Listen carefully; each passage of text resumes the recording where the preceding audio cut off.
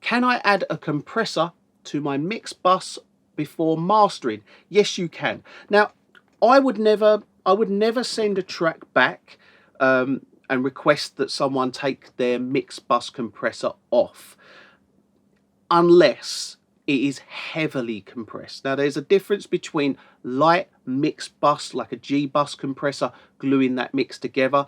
You still achieve a full dynamic range. When you see a waveform and it is flat as a pancake, that's too much. That's way too much kind of limiting and compression. We don't want to see that. And the reason we don't want to see that is because we need to be compressing and limiting at a certain stage in the mastering chain. If you don't give us a full dynamic range, it's very difficult for us to get that punch that you require from these masters.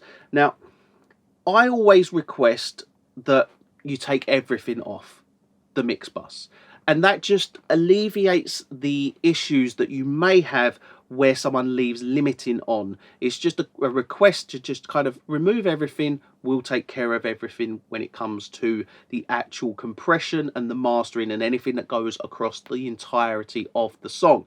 So it's not a problem though if you're just using very light, very controlled glue like a G-Bus comp, and it's not an uncommon thing to have a summing console and have a G-Bus on there, for instance, and it's a compressor that's just on the mix bus that's just gluing that mix together. So then when that mix is finalized, it does get that what we call the glue, and it kind of controls everything, brings everything together.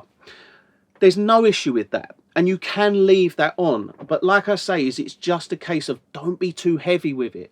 Like I see sometimes where, like some people, they've got, you know, it's hitting hard into that threshold. You can physically feel and hear the song kind of sucking, and that's what we don't want to hear. That's what the problem you've got is, from a producer's perspective, they don't always know the correct amount of threshold, ratio, attack, release. They don't always know exactly what is best for the song, and it's almost like, well, maybe I'll stick a preset on and, oh yeah, that sounds all right, but to us it doesn't, and it affects what we can do on our end.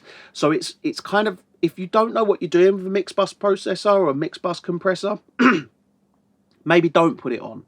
But if you do know what you're doing and all you're trying to achieve is that glue, there's no issue with applying that. So yeah, can I leave a mix bus compressor on before mastering? Yes, you can. Just be very subtle with it. Don't be too heavy-handed. And when you finish printing your mix after you've run through your mix bus compressor, take a look at it. If it looks square, no good.